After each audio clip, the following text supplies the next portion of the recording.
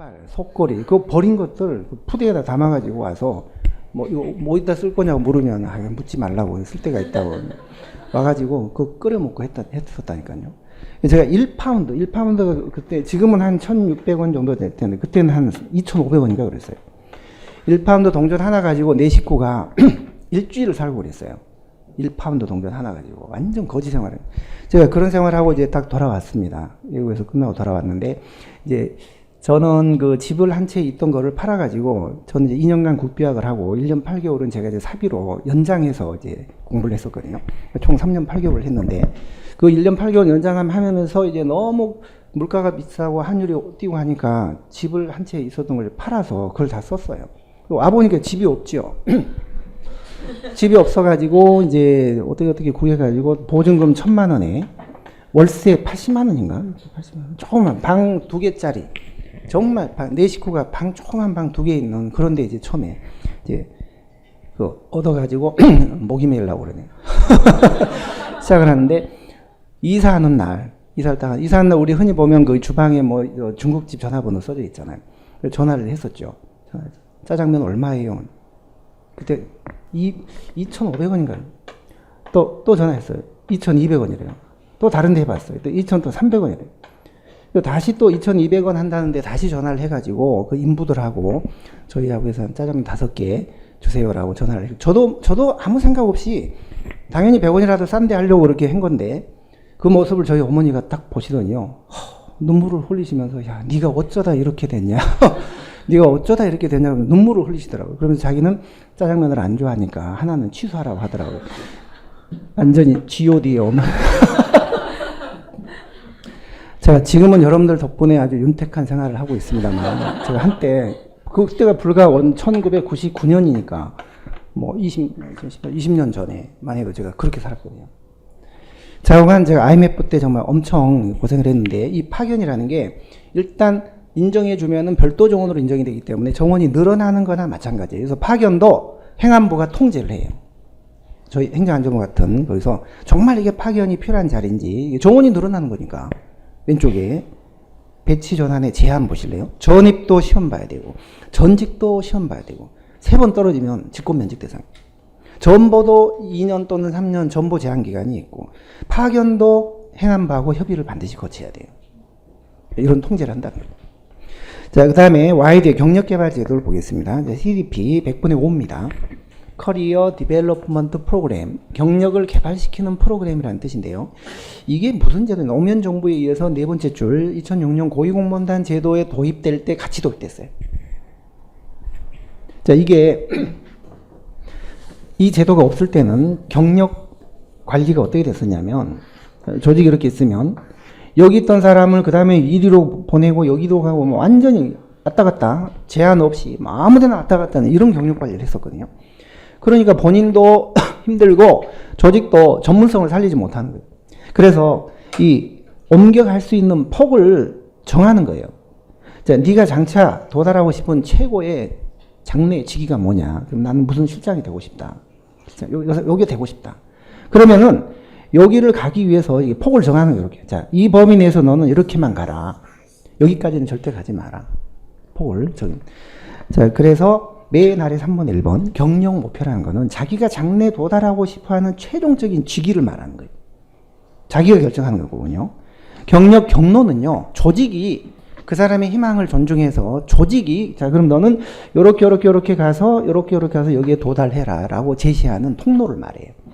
경력 경로는 조직이 제시하는 통로고 1번은 본인이 앞으로 도달하고자 하는 최종적인 직위를 말하는. 그러니까 이게 서로 결합이 돼서 전문성을 저해하지 않는 범위 내에서 이 범위 내에서 이제 성장을 해 나가는 거죠. 그래서 이번에 이게 도입된 배경은요. 지나친 무분별한 순환 정보 때문에 전문성이 떨어지는 이런 문제를 해결하기 위해서 1번 전문성을 높이고 그다음에 2번 무분별한 순환 정보로 인한 그런 폐단 이걸 막기 위해서 경력 어떤 관리 범위 폭을 정해 놓은 거예요. 그런데 이제 4번에요.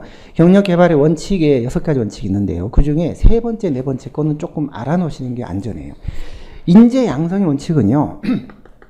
가급적이면은 외부에서 그냥 들이지 말고 안에서 가급적 뭐 전직이나 승진이나 뭐 이런 걸 통해서 양성하라는 거예요.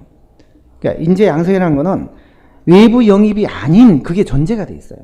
그걸 기억하셔야 돼요. 외부 영입의 원칙하면 틀리고요. 안에서 가급적 양성할 수 있으면 양성하라는 거예요. 그 다음에 두 번째는 직급이나 계급이 아닌 직무나 역량 중심으로 경력 관리를 하라는 거예요. 꼭 계급이나 직급 중심으로 하지 말고, 그러니까 직급이나 계급이 아닌 뭐 연공 서열 이것도 포함되겠죠. 그런 게 아닌 직무나 역량 중심으로 관리를 해라. 그 사람이 역량이 정말 있는지, 여태까지 어떤 직무를 해왔는지 이거 중심으로 해야지 꼭 계급이나 연공 서열 이런 거 따지지 말라는 거예요. 그래서 인재 양성, 직무와 역량 중심, 이제 그거 좀 기억하시고요. 이어서 역량 중심의 인사를 보겠습니다. 이 안에 역량 평가, 역량 기반 교육 이런 게 포함되는 거예요. 요즘에 인사는 인적 자본 관리가 등장하면서 이제 역량 중심의 인사로 바뀌었어요. 뭐 실제로는 아직 미흡하지만 정부도 이런 거 많이 얘기를 하고 있습니다. 1번. 여기서 역량이란 그 조직에서 가장 높은 성과를 낸 우수 성과자의 어떤 자질이나 역량 이걸 기준으로 여기에 미달되는 미흡한 부분을 보충시켜주는 그런 인사관리를 하라는 거예요.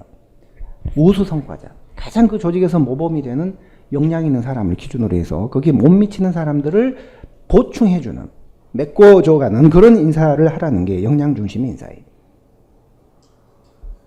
2번에 역량평가, 따라서 역량 중심의 인사를 하려면 역량평가를 해야 되거든요. 근데 역량평가는 고위공무원단 후보자가 되려면 의무화가 돼 있죠. 근데 하위직들도 필요하면 인사처에 요청할 수 있어요. 역량평가를 요청할 수 있습니다. 그런데 그 밑에 금평하고 역량평가는 완전히 달라요. 아래 표를 바로 보시면 될 것 같아요. 금평은 지난 6개월간, 1년간 과거의 실적을 사후에 평가하는 건데, 역량평가는 이 사람이 앞으로 이 자리 직위를 감당할 능력이 있느냐 사전에 검증하는 거예요. 사전에 검증하는 거예요. 그 다음에 금평은 평가 결과가 성과, 보상으로 이어집니다. 보상으로.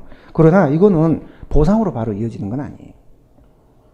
그 다음에 금평은 상급자나 소수가 합니다. 소수. 그러나 역량평가는 인사혁신처에 120명의 역량평가단이 있고, 그 다음에 최소한 4명 이상이 평가를 하도록 되어 있습니다. 그 중에 4명 이상이 선발이 돼서 다수가 평가하도록 되어 있고요. 그리고 이 금평은 그냥 직장 현장에서, 실제 근무 현장에서 살펴보고 평가를 하는 거지만, 주관이 많이 개입되지만, 역량평가는요, 모의 상황을 제시해요.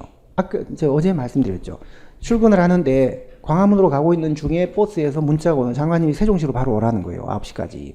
이런 모의 상황을 제시하고 여기서 어떻게 행동하는지를 다수의 평가자가 관찰해서 그 사람을 평가하는 거예요. 그러니까 외부의 모의, 어떤 조직화된 모의 상황에서 하기 때문에 외부의 변수의 개입을 막기 때문에 비교적 객관적으로 할 수가 있습니다. 그리고 다수의 평가자가 관찰하기 때문에 비교적 객관적으로 할 수가 있다는 거죠. 자, 다음 쪽에 4번. 우리나라 역량평가제도 현행 연역을 한번 보겠습니다. 2006년 7월 고위공무원단과 함께 세 번째 줄 후보자들에 대한 역량평가를 최초로 실시를 했습니다. 지금은 역량평가 모델도 개발이 됐고 역량평가 센터 기법에 따라서 6개 역량, 4개 실행 과제, 9명의 평가자, 4명 이상이 평가하도록 되어 있는데요. 규정상으로는 현재 우리는 9명이 평가하고 있어요.